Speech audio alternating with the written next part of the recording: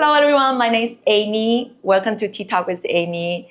This is a very special section. Someone I really admire, and I have been a loyal customer to Maman, amazing coffee shop. And this is the founder over here. Yes. Thank you so much for having me. Oh, thank you so much for coming. Yeah. And I love the name. Thank you. Where is this coming from? So many people don't actually know what Maman means. Yeah. It actually means mother in French. So my husband is French. He co-founded the brand with me, and he grew up in the south of France. And when we were, yes, it's a fabulous. And when we were trying to come up with a name, we kept referencing our moms and our mom's recipes. We said, "Oh, my mom made the best chocolate chip cookie, and my mom made this sandwich." And we kept saying the name, my mom. Yeah. And we knew from a vibe standpoint, we really wanted to kind of create a place that felt homey and cozy, and kind of like a home away from home, because I feel like in New York City, it's not a home for so many. And it was really lacking that warmth, that soul, the comfort that we felt from being so far away from home. And it just kind of came to us naturally. We're like, what about my mom? Like, what if we call it Mom? And I think it's fun because it's something that's relatable to so many people. I think it's something that definitely sparks nostalgia. It, speaks to home. And from a culinary standpoint, most people either say their mom is the best cook that they've ever had, or their mom's the worst. The best. They're the best or the worst. So there is, in some sense, there's emotions there. There's emotions, for sure. Oh my God, I love that. So that's where it came from. Yeah. So how does that started? Then So we started 10 years ago, just around the corner from here. Our first location was Soho. And that started back in 2014. And it really started with kind of a passion, and selfishly. I was at a point in my mid-20s where I was doing a little bit of everything. I had a 9-to-5 in fashion PR. I was doing events and weddings on the weekend. I am a mom-trained chef, so not at all a professional chef, but my mom taught me how to bake and how to cook, which also leans towards another nod to her in the naming of it. And I really just couldn't find that job that checked all the boxes. I couldn't find the job where I was able to do everything I loved. And, I had my 9-to-5, I was doing event planning, I was doing some interior design, and then I started a catering company, and I was doing cupcakes and candy buffets and baking cakes for a lot of the events. Yeah.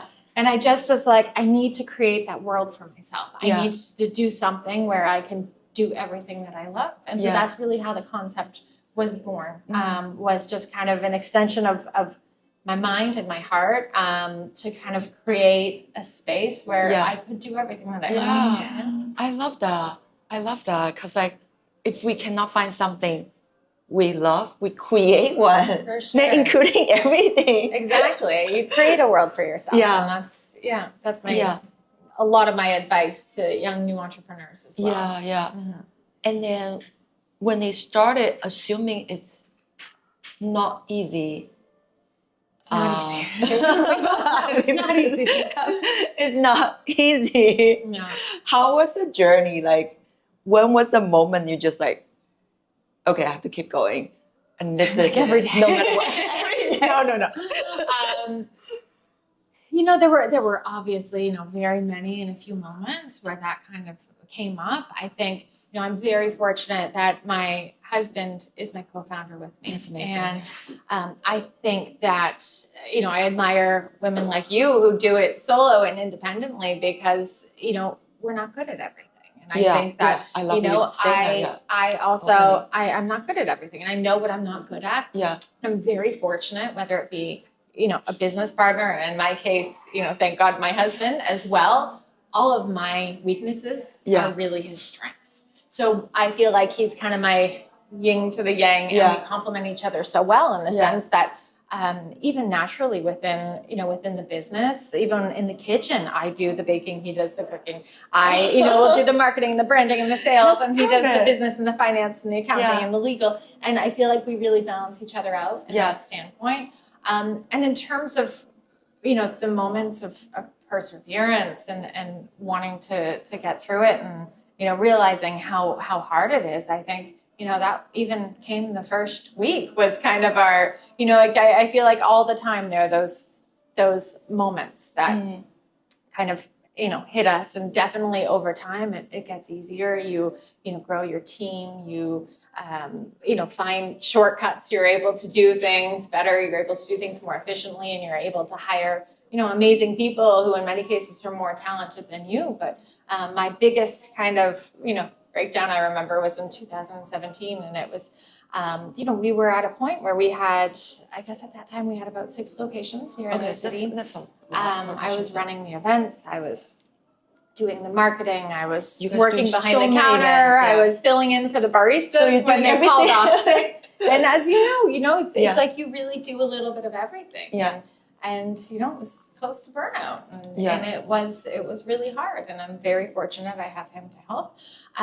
But I think the perseverance and knowing that we're creating a bigger picture, and what it really was for me at that point was just hiring help and accepting like I can't do everything. Yeah. And I'm not Superwoman, and I there are people out there who are going to be better at me than some things, and accepting help. And not wanting to micromanage everything and doing everything by myself, and think that, by the time I explain to you how I make this cookie, I can just make this cookie myself. But no, you need to take the time, you need to stop, you need to explain to people how to do things, you need to invest in people, you need to train them, because that is the only way you're going to move forward.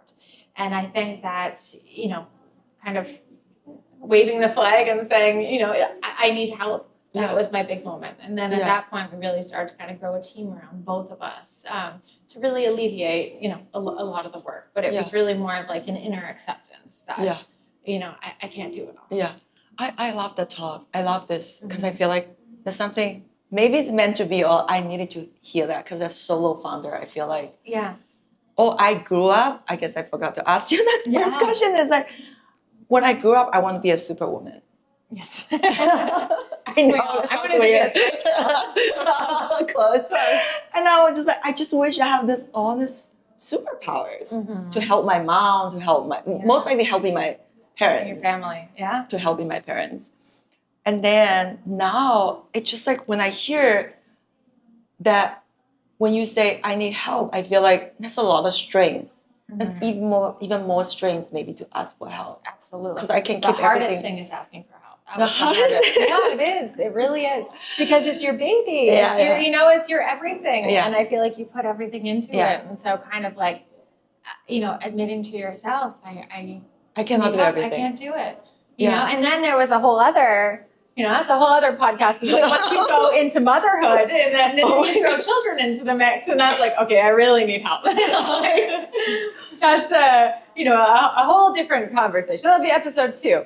But we're gonna do that. But I think definitely like the first time, and that realization is so key and so important. Yeah, and then it's also a moment of like letting go of the control, right? Like, because it's like a making cookies. Like there's like you're putting so much effort, so much love. For sure. And I think I'm also so detail obsessed, and that came from my event planning background. Oh my gosh, yes. So detail oriented. Yes, and I think, if you come into the Maman, you will see that. You'll see the beauty in the details and all the little things that we do. And I think that even though that's something that is a strength of mine and a passion of mine and something that I love, that was an internal fight with myself, because that was the one thing that I had to like really scale back on in order to scale up in the company.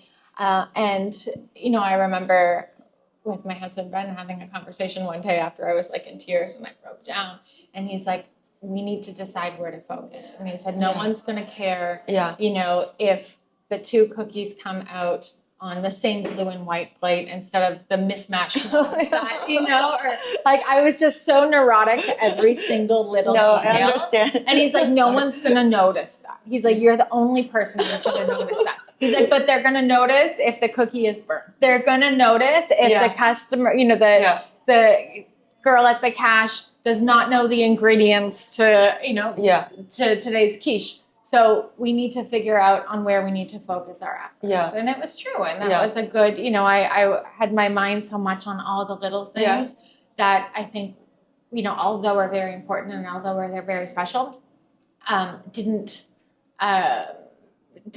help the business grow. Yeah. It was just hindering it because it was taking all my attention and all my time. Yeah. No, as a creative person, I understand. Like, you'll notice the place. I do notice the place. And I love when I go to Mama. It has this like it's just like the branding. It's like every single details. And then the coffee machine. Yeah, and it's the wrapping of the coffee. Yeah. Yes. So that's my neurotic attention to detail, and I love that people love it and appreciate it. I love it. Yeah. I was just like, oh my gosh, this is like everything you. is so together, and I step into a world you created. Amazing. Thank you. That's so nice to hear. I appreciate the detail. Oh, and that's I constantly think that really has a lot to do with our success, and for myself, all of those details can really come together, and that's my challenge as I grow my position in the company too now, is what makes us stand out from the others. And I think when we look at a landscape like New York, and especially Soho here, there's 10 good places within a 5-minute walk where you can get great coffee and good cookies and great food. And we're so spoiled to be living in a city where there's an abundance of that. And so for me, my challenge with Mama and what I instill in my staff is, how can we be different and how can we be more? And I think, in cities like New York and Miami and DC and, eating out and eating good food, we're very fortunate. It's easy to come by. But my goal is really to kind of create that multi-sensory experience for my guests. Yeah, multi-sensory experience. Just as you do here. Because, it's got to be more than... it's got to be more than just getting your nails done. It's, because you can get your nails done. Why you come here? It's the ambiance, it's the space, it's the beauty, it's the people, it's the smiles, it's the remembering you from last time and the conversation that they had. It's the smells, it's, that they, in the cafe of the beautiful cookies, or here, not the gross formaldehyde that you smell at any other nail place that you go into. So I think it's all of those small details that really come together. And create, an experience for your customer. Yeah. And focusing on that experience, focusing on the brand. And even though that, I'm contradicting myself because I just said how mundane some of the small details are, but how all those details kind of come together to create something special for the customer. Yeah. That's more than just an average culinary experience. Yeah. No, I totally agree. Because I feel like for us, a Sunday is like we do nails, like such a small thing.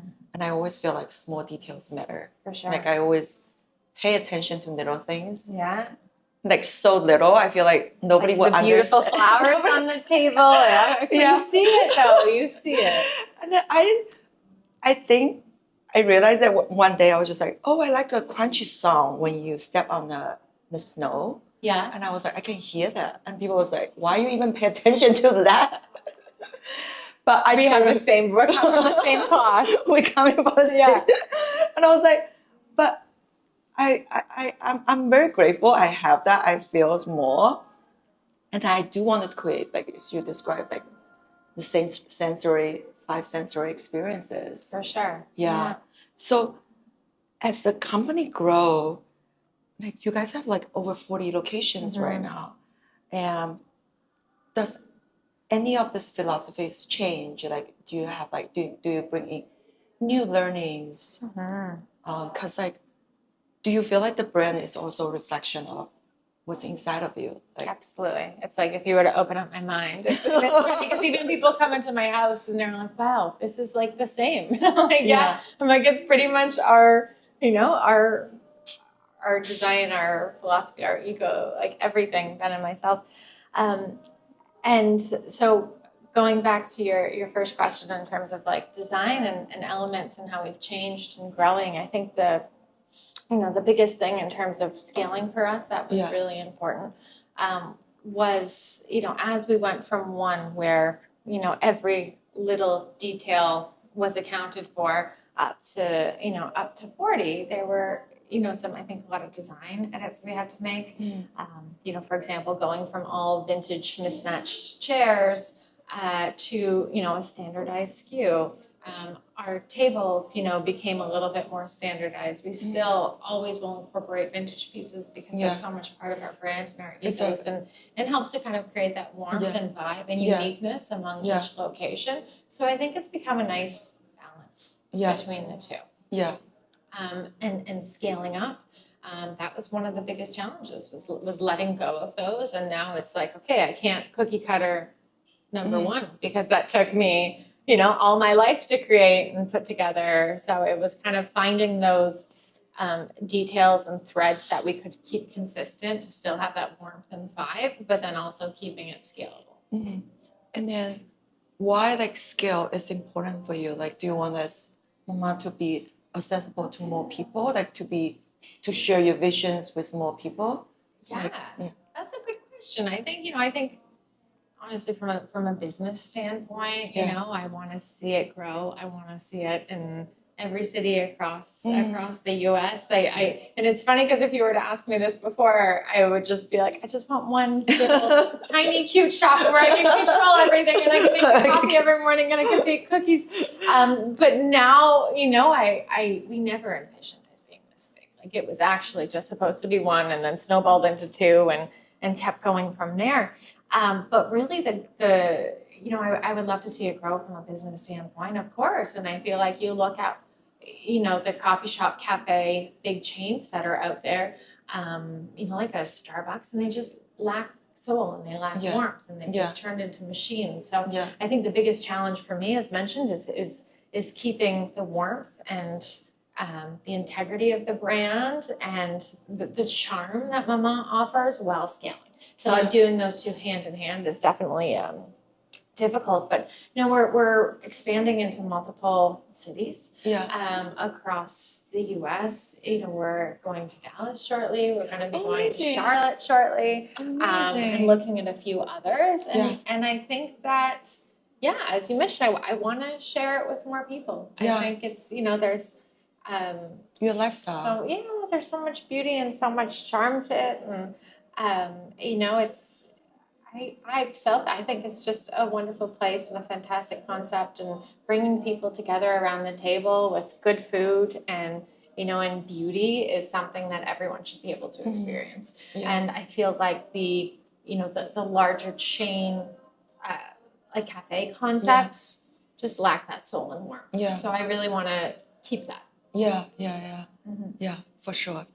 Yeah, I love that. I feel like mine's a lifestyle to me. For sure. And that's, when we first started too, I always put efforts into making sure that I wasn't just limited to F&B and wanting to be able to expand. I have a baby line as well. Once I became a mom myself, we really tapped into the Maman concept, expanding into, baby wear.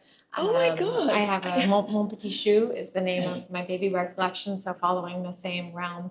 And then we've gotten into mugs and home goods. We're working on a collection of tabletop coming out. So we've done tons of fun collaborations with linens. Sky's the limit. I have ideas for a Marché Maman. I have ideas for a Maison Maman. So we're not done yet. There's going to be a lot more. I'm so excited for you. Yeah, I'm so excited. Yeah. Thank you. So let's go back. Where did you grow up? What's your dream you talk about? I grew up in between Toronto and Montreal, in Canada. So you speak French? Not perfectly, but enough to get by with the in-laws. But I had a wonderful childhood and upbringing with my parents. My father was an entrepreneur and really instilled that in me. My mom was a stay-at-home mom and instilled my love and passion for baking in me. So it was just such a perfect balance to be able to create what we've created. Yeah. And what was your childhood dream? My childhood dream. What do you want to become? Apart from being a Spice Girl, that you mentioned before. No, I idolized and adored and still do Martha Stewart.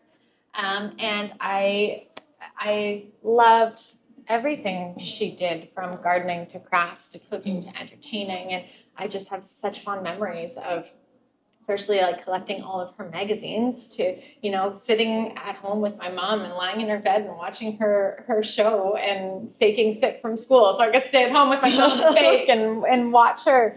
And, you know, super exciting. And it's still like a pinch me moment for myself that last week I just launched a collaboration with her. So that was my, you know, I'm like, I can retire now. My dream has come true. I wanted to be just like her. And I wasn't sure, you know, I don't think I had such a defined vision of how I wanted to do it. But I think it was, you know, I take from her embracing everything that you love doing and your strengths. And I think she really did that. I think she's, you know, badass businesswoman. And I feel like I get that from my father. But then her, you know, domestic home abilities from baking to gardening. And I feel like I see so much of myself in her in the sense that she had so many passions and was able to pursue all of them. And that's what I admire, you know, the most about her. And I think she was the one who really helped, you know, me say, I can create this world for myself just like she did. And I can do a little bit of everything that I love to do. I love that. Yeah. She's such an amazing woman. Yeah. I'm like, congrats. This is such a Thank you. I know. I'm still this is huge. Now you're going to retire. I'm like, I'm giving it my 2 weeks on Thursday. I've done everything I need to do. I've done everything I need to do now. What are you going to do if you retire? No, not yet. I'm like, I'm not done. I'll start something else if I do retire, but not You will start something else. For sure. There's too many ideas in my head. You know, sometimes I'm thinking about that idea of like, if I retire, what I'm going to do. I was like, oh, I'm going to start something new. So why not just continue doing what I'm doing? I know, exactly, right? I'm like, I'll spend 1 month and just, you know, do nothing and enjoy it and sleep. And then I'll be like, okay, I'm bored now. Now, what next? Oh my God, same. I was like, okay, then I have to just go back. I know, for sure. Yeah.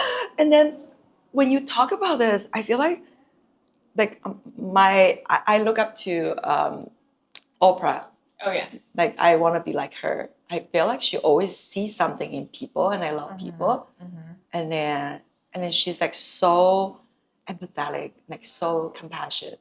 Yeah. Because I feel like I have so much. Yes. Yeah. And then she just set the example of like, oh, it's okay to be like this. Absolutely. And then you can use that as a strength. And then for people who's like out there, like, do you feel like having a mentor or have someone you look up to can help? 100%.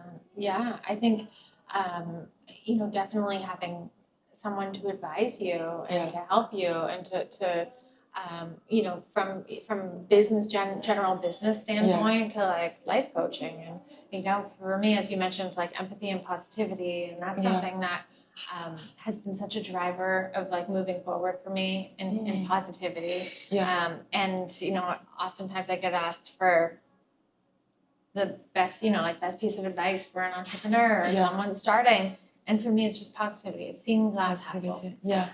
And, you know, seeing, you know, you're going to have tons of issues. There's always going to be problems, but it's how you see it. And is it going to make you stronger? Is it going to make you cave and crumble and quit everything? Or are you going to, you know, persevere through it? And so it's just seeing that glass half full. You know, having a positive outlook towards life and, you know, the people that you meet. For me, that's, you know, the most important and something I admire so much in a person like Oprah and anyone who's you know, mentored me along the way. And I don't have one specific person. I think that there's been, you know, a multitude of people. It's not, you know, I have my one guru. It's everything from, you know, watching Martha's documentary to like crying and talking to my mom, to my dad giving me advice, to, you know, my husband helping me with it, and to, you know, friends who have done what I've done before. I think I try and draw inspiration from different people. And I think it's, you know, the combination of that that's been the most helpful for me. So surround yourself with a group of people and they really support you and they really believe in you. Who are positive people. I think that's the other thing, you know, because, you know, and I did have people in my life who are like, oh, it's not going to succeed. You can't do this. There's no way. Oh, you should quit. And, you know, I feel like removing negativity and removing negative people from your life was probably one of the best gifts that I gave myself. To not be surrounded by those people. You know, the ones who will lift you up, the ones who will help you, the ones who will propel you. Especially, you know, as an entrepreneur, is the most important. Because like people possibly cannot see themselves doing it. So they project that. Be like, oh, you cannot do this. Or they have like those negative opinions towards that. I love that. I just feel like I need to take a note of our conversation. We'll talk less. And then we just talk about that. And then one thing I also think about, like, just like, don't give up. Like, being positive. Like, there's always ups and downs. Because, like, we choose to start our business or any career, you sign up for this. And then it's not going to be easy. No. But we can always adjusting ourselves, find a new way to do it. Absolutely. And especially, you know, being a solo founder as well is even harder. And it's so hard. I'm like, because I always, I'm like, if I didn't have my husband, we would have been out of business. Like, week one, we would have, you know, the books would have been wrong, the numbers would have been wrong. Like, I idolize, you know, people who do it on their own, because it is so hard, and to wear so many hats, it's incredible. It's so hard. Of course. And I was just like, I suggest finding a co-founder if you want to start your own business. Or like co-founders, I think it can be yes and no. I think it can be challenging because then, you know, you might not have the same vision, you might not have the same work ethics, it might not work out. And I've seen many co-founding partnerships where it hasn't worked out. In my case, I'm very fortunate it has. But I think for me is really just identifying your weaknesses and your strengths right off the bat. You know, I think when you're opening and if you do want to start a business, it's like, write it down. Be like, this is what I'm really, really good at. And this is what I love doing. And this is what I'm not so good at.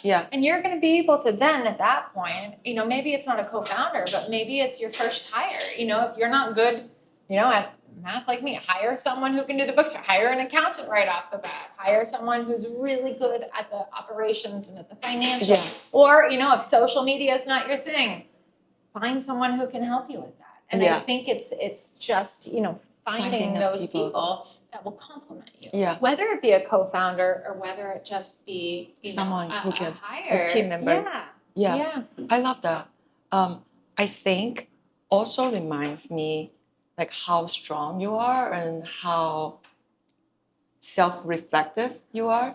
Because I think in the beginning, at least in my earlier time, in my 20s, I feel like I have difficulty to see that. I mean, you just remind everyone maybe in their younger age, just like, it's okay. We have so many things we don't know how to do. For sure. It's okay. We have so many weaknesses. And I it just make it humanized. That's really hard to admit, and that's hard to swallow. And that was, you know what, when you mentioned like my biggest struggle, I'm like, only at that time did I realize, okay, I'm not good at everything. Like I don't have to be. Like where I'm a human. I'm not super, I don't have to be.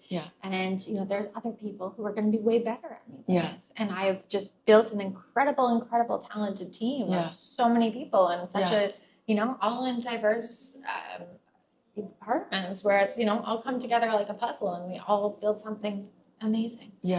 Yeah, I love that. But that definitely was not my strategy and was not my mindset when starting out. It's like, I got this, I can do it. Like, it was like super misconfident. Like, I'm going to conquer New York City. I'm going to pull a café. And it's just like, oh, wait a minute. No, I don't even understand. It's a big wake up. That's why I was just like, oh my God. It's like I always tell myself, okay, take more strengths to do this. It takes more strengths to admit that. Absolutely. I'm not perfect. No, and accepting that. For sure. That's the hardest thing to do. Yeah. Is, you know, I think it's, you know, so great for, you know, women to be empowered and confident. And, you know, but I think there's also something so special about, you know, realizing your flaws, because we all have them. We're not perfect. Yeah. I love that. And then literally, like, we are here, like, we're gonna ask you to write a love letter to yourself. Oh, And it's like the same concept. I feel like I have been very hard on myself. And I was just like, okay, write yourself a love letter, saying only positive things to yourself. That's amazing. And we're gonna mail it to you. Oh, that's so special. And I only write it to yourself, not someone else. Because we always say nice things to other people. Of course, you're right. Yeah. And I never say nice things to Okay. Walking, I'm like, all those cameras in my message. I know. We all need to say more nice things to ourselves. You're right. That should be like a daily mantra. Yeah. And then for people, like, I guess, like, that's a question for, like, audience, like, for people who ask, like, you find your passion, but what if I don't know what I'm good at, or what if I'm questioning if that's my true passion now? Yeah. So what would you... So it took me a long time to figure that out. I studied fashion design in school. You know, at first I was like musical theater, and I wanted to get into acting and singing and dancing. And then I studied fashion design. And you know, and I think trying a little bit of everything for me was what made me really figure out what I wanted to do. I think it took 2 years, you know, it took 2 years of school, you know, being on a sewing machine with the serger and pressing to be like, no, this is not what I want to do, you know, and I feel guilty. I feel like I wasted my parents' money and a lot of time.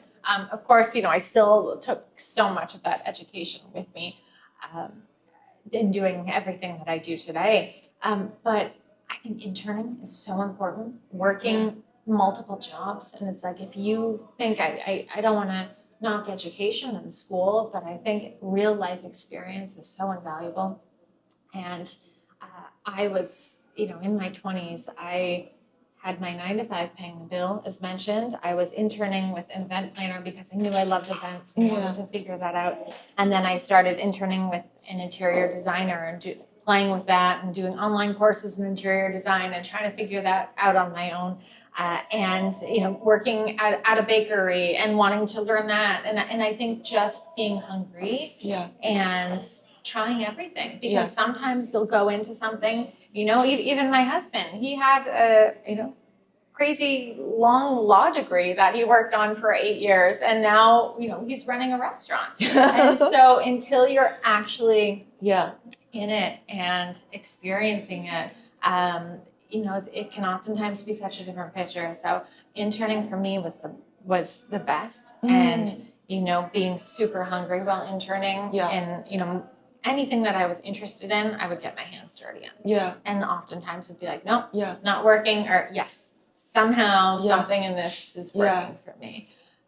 So real life experience, that's my advice to finding your passion. I love that. Because what's in your mind might not actually translate on paper. What's in your mind might not translate in paper. Because you have to do it. You have to do discover it, for sure, right? Like fashion design, I'm sure for you and I sounded so cool when we were, and then you get actually into it, and I'm like, not for me. It took 2 years, but I'm like, still. It took me 1 year. But I cannot spend 1 month making just a trousers. Exactly. Exactly. But we learned a lot from it. It was still a fantastic experience. So. That's true. Like, I actually did a lot of internship as well. And I feel like every internship helped me learn something. Of course. And seeing that and seeing the positive out of all of it, you know, and I think I even tell a lot of interns who come and work with us, it's, you know, even sometimes, sure, you might be doing coffee runs or you might be putting stickers on boxes and it might not be the most interesting, but just be hungry. Like come sit in on a meeting, come just listen in on what we're doing and observe and, you know, soak it all in, because there's so much value to gain from an experience like that.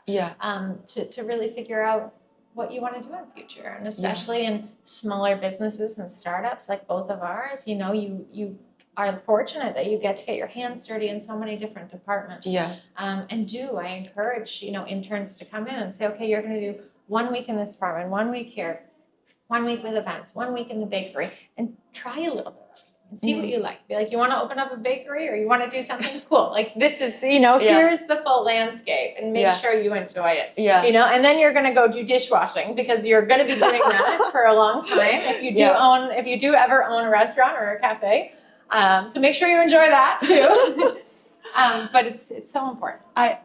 I love you ask them to do it because they will quickly realize it's just what they wanted. Yes. Oh, for sure. It is. It's a real life experience. It is. It's a real life experience. Yeah. If you cannot handle them, then it means that's not for you. Absolutely. Yeah. And we've seen so many, people come through and not be able to handle that. Yeah. And I also really like Steve Jobs about certain area of his life. Certain things, not everything. So inspiring. But I know he talked about like he went to school to study art, just like for night classes. Yeah. And then eventually help him design like the fonts. And like he paid so much attention to those details, design like the Apple fonts, and it was just like a lot of things he learned. It's like has sometimes when he maybe has like no relevance to what he's doing. He's doing, it's but the principles. It's the principles, or later on, you never know. Yeah, exactly. Yeah. So it always like give me.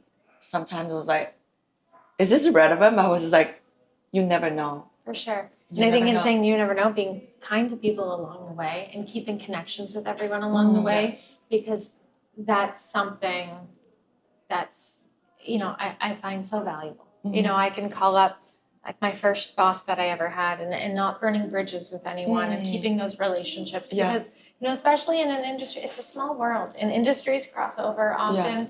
And I think that there are so many people in my past that have helped, propel my future. And, in my past, life in my 20s in fashion that, we've done collaborations with and they've been our hugest catering partners. And so not burning those bridges and making as many connections as you can while interning, creating those personal relationships because you never know, that person might leave and go off to a different company and have opportunities there. So networking, I think is networking and never burning bridges. You know, I think creating, good relationships and leaving, doors always open with people. Thank you for sharing all this. Like real advice, very authentic. Yeah, very helpful. Good. I hope. I hope I can help someone make a little difference one day. And with the company grow, and then you mentioned like there are so many like coffee shops out there, and I feel like I just read the study about like Gen Zs, they definitely rather spending money on experiences and then product, and that's 90% of them. Yeah, for sure. So, like, how to stay truthful to yourself, or do you think that's like very, very important? Most definitely. And I think, for us, it's to an extent, not following trends, still staying authentic, staying true to our brand and who we are. I think there are some elements that, we'll hop on the bandwagon and have fun with from a trend standpoint, but really, focusing on that experience, just as you mentioned, because, they're not into buying products and they want to buy a lifestyle. And so really building up that lifestyle. But keeping it authentic and keeping it true to who we are and not spanning off and doing too much and keeping the soul and the roots of the brand there. And that's a challenge. That really is. And listening to our customer is another, really key factor in what they want. How have they grown up with us? And I see that a lot in myself and how, I've grown up as, a hungry, late 20s businesswoman in New York City to, being a mom of two, and my life is completely different and completely changed. And I think, evolving with the customer, and one, small thing that we've done is, even if you go into the Maman locations, now we have dedicated play sections for children. We have amazing high chairs from Lalo. We have, I have change tables in every bathroom. And those are things that I didn't care about and I didn't think about before. But I think it's important to evolve with your customer. It's important to really know who your customer is and cater to their needs. So, our millennial customer 10 years ago is now, the mom.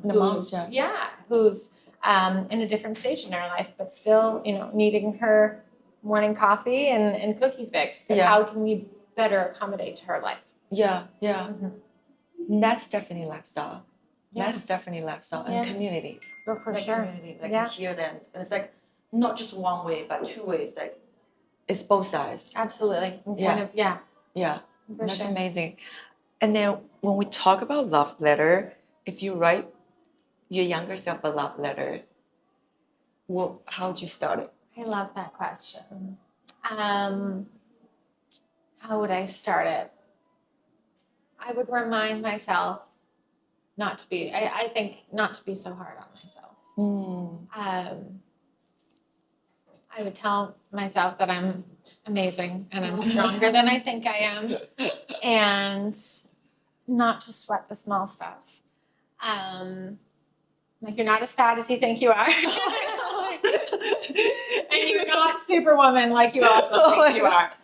Those would be the two things I would have told myself when I look back at pictures. And I think, just as I mentioned before, reminding myself that I can't do everything, and it's okay to ask for help. Yeah. And you're amazing at what you do, and when you focus with what you're good at, but don't spread yourself too thin. Don't spread yourself too thin. Yeah. Yeah. And you look amazing. Like rainy day, crazy hair. Thank you. As do you. And then interestingly, when I look back my photos when I was in high school, I was like, why I think I was fat? I know. Like, what would you say? What would you write to yourself? I think I definitely want to say that I am stronger than I thought. Like much, much stronger. Yeah. Because when I grew up, I was very shy. Okay. I'm scared of talking to anyone. Really? Yeah. Oh, you don't get that. And then later I discovered, even until high school, I still thought I cannot talk to people. Wow. I got so nervous. My face would turn red. Really? Like once in a while, my face still turns red. Look at you now, talking to people in front of cameras. Talking to so many people. Yeah.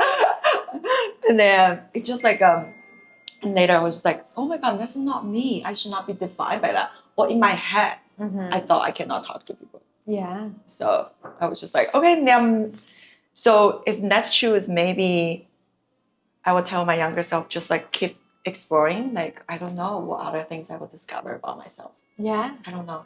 Yeah, that's true. So maybe I was surprised myself. I know. We're still so young. There's still so much more to so discover. True. I do believe that. Yeah. I know. We are in still my mind. so young. Not my body, but in my mind. No, it's an energy thing. For you sure. still have like, no, it's an outlook, of course. It's like, Yeah. You have this like useful energy. I do. That's my children. Like bags under my eyes. But I try and keep it fun. So much They energy. keep it going. Exactly. So we're gonna get your nail done later. Like, what kind of color you normally like? I'm just a neutral person. I'm not a color person. I'm like clean, short, boring, but like new. Clean, I am not a color person at all, which is even in my home. Like, I get bothered and I get anxiety by colors, and I'll put the kids' like colorful toys away, and you'll rarely see me wearing bright bold colors. But I just like something neutral, something classic, something that is durable, because also, I'm with the kids, I'm washing dishes, I'm gardening, I'm doing laundry. I can't have those beautiful, super long nails, and also, not my vibe. So I think something neutral, something classic, something simple, beautiful. And functional. Functional. I think that should be celebrated as well. Like a lot of moms, like, it's hard to have those super long nails. Oh, for sure. Yeah. And then we want to promote like short nails should be beautiful. Oh, for sure. Well. Absolutely. And functional. And functional. And clean, easy to type as well. I know. Exactly. It's the most important. Sometimes I'm like, I don't text with those nails. I live in Miami now, and anytime I go to the salons there, they'll look at me, and I'm just like, I just want like short and like neutral. Like, are you sure? White. And the girl beside me is getting like 3-inch, pointed rhinestones, red. I'm just like, just give me the like basic. Yeah, I feel very out of place in some of those Miami nail salons. Oh my gosh! So I'm happy to come to like this, beautiful natural environment. Yeah. Because like, I guess it's like a part of Sunday's value. Like, your own nails should be beautiful, and we should like cherish whatever we have. Yeah. And if your nail just short, then that's beautiful too. Like who set the standard? Yeah. Has to be longer nails. I don't know who said that. Absolutely. Yeah. And then what about this color, your brand color? Brand color. So blue is, so the brand color actually started from a set of plates that was passed on through my husband's grandmother, who's from France. And it was a beautiful set of 3 12 plates. And I love them. And I am an addict of thrifting and garage sales and antique markets. Which my father instilled in me in a very young age. And I always wanted to kind of have a bigger set than the 3 plates. So I found one that was similar. And then I kind of kept growing from that. And that's really how our plate and tabletop collection came to be, having, it all mismatched. But the blue was something that kind of spoke to me. I wanted to have an element of color. I wanted to have something a little bit more unique and a pop. Still working with neutrals without being, too bright. Yeah. And I think it's calming. It's a relaxing. It's a warm color. Yeah. You don't see it hugely on the walls, but I think it plays to being very feminine when we put it into our prints. Yeah. And I think it's it's a nice complement to neutrals. Yeah. Okay, it's so great. You are in the right place because we are all about neutral colors. We are all about like relaxing. And we have our little pops of yellow and sunshine on our rainy New York City day, which we didn't coordinate, but I feel like we did it very well today. Yeah, we did. And I normally not wearing so bright, but I was just like, the weather it's a bit cloudy outside. Sure. Yeah. So I cannot change that, but I can change my outfit. Exactly. See your positive outlook. That's perfect. I'm gonna do a little brighter. Absolutely. And then I guess towards the end, I just have a few more fun questions. Yeah. Is there any fun fact people don't know about you? Fun fact people don't know about me. I'm sure there's a lot of them. Back when it was funny, the Spice Girl thing makes me think about it.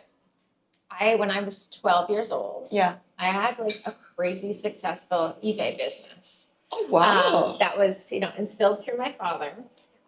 He was an antique dealer and collector, and, he kind of put that bug in me of the love for vintage things, which wasn't apparent at the time. That only came later.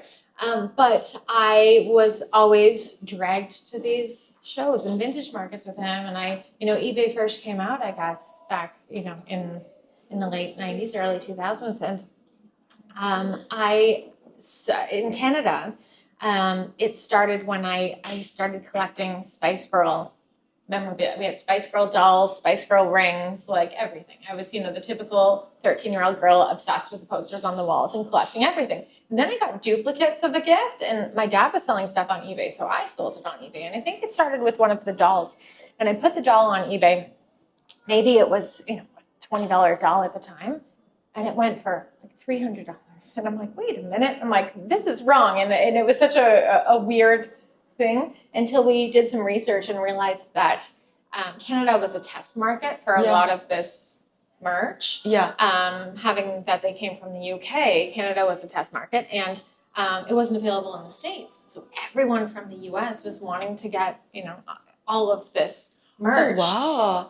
And was paying anything for it. And then there were lollipops, there were rings, just plastic rings. I would buy a set of the 5 girls plastic rings for $5, and I would flip them for $70, $80 US. And I was making good money. There were times, the age of 12, when I was pulling in thousands a week. I remember at the end of the month, I think I had close to $3,000 for a 12-year-old. So that was my little first entrepreneurial stint. And I just started, buying up and doing research on, whatever merch I could find and flipping it and selling it to U.S. customers. And with the help of my dad, that was my entrepreneur, my first little entrepreneurial stint. My first little lemonade stand like that I had. This is super cool. It was an online, Yeah. Wow. You were 12. 12 years old, I definitely did not do anything when I was 12. No, That's very impressive. It was a fun little business that I had going until they opened up all the merch to the U.S. and then no one wanted it anymore. But I had a good 6-month run of making some good money. Yeah. It's very interesting to see the supply and demands of what people want. Oh yeah, definitely. Around the world in different regions. It was something I was really passionate about too as a kid. It was so fun for me. It was exactly, my passion. Yeah. 12 years old. Oh wow. Yeah. Very impressive. I didn't think I was going to be talking about the Spice Girls so much today. So.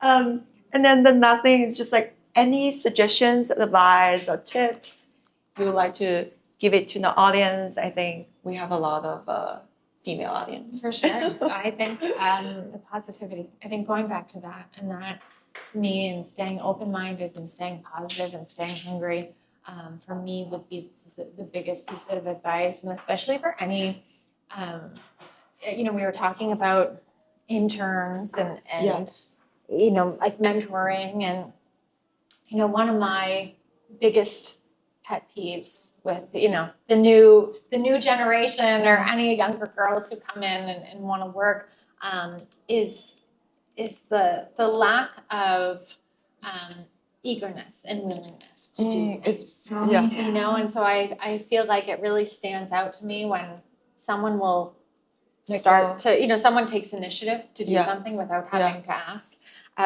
Even if it's in the office, if it's, we have an intern come in and there's, a pile of boxes or there's there's always something to do. And I think in a fast-paced work environment, people to me who really stand out are those who take initiative on their own and will find something to do and have a positive outlook. They'll come in, they'll be hungry, they'll be willing to learn, and they'll be willing to help. And so it's a combination of positivity and self-initiative. Yeah. And it's a leadership. I think it's a early stage. Most definitely, but I think it's also like the leadership within. I think there's leadership from an external standpoint where it's like, we can guide you. I'm happy to lead you. I'm happy to tell you. But like, do you have it in you on your own to do it on your own and to go, to take that initiative and see the pile of boxes and help break them down, or to see, something on the floor and pick it up on your own. And I feel like that really lacks. Like, I don't know if it's a laziness or just a lack of personal inner leadership and a willingness to get your hands dirty and to work hard. Yeah. I feel like we share a lot of similar values. Like we're gonna stay here. I echo that. Yeah. No, this is like what we struggle about as well. For sure. Yeah. Yeah. And I feel like sometimes just do it. Mm-hmm. Just do it, even you feel like smaller thing, and then just like take action. Absolutely, take action for sure. Yeah. Thank you so much. I really appreciate this. Thank you. And thank you for the coffee and the cookies. We're gonna have to all dig in now shortly. We won't do it on camera, but we'll definitely do it now. How good it looks like. Yeah. Thank you so much. Good. Cheers. Thank you. Thank you.